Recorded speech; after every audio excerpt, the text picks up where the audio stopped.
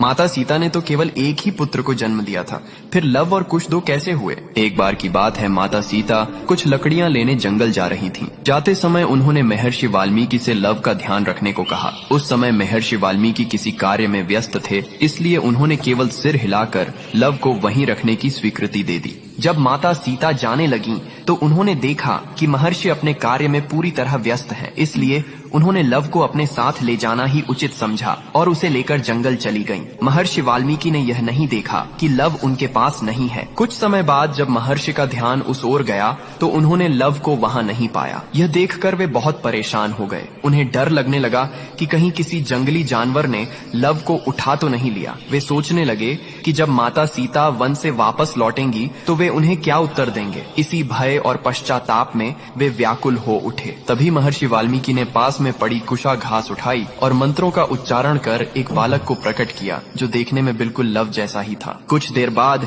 जब माता सीता वन से लौट कर आईं, तो महर्षि ने देखा कि उनके हाथ में लव पहले से ही मौजूद है। यह देखकर वे आश्चर्यचकित रह गए, लेकिन माता सीता उस दूसरे बालक को देखकर अत्यंत प्रसन्न हुई, क्योंकि वह बालक कुशा से उत्पन्न हुआ था, इसलिए उसका नाम कुश रखा गया।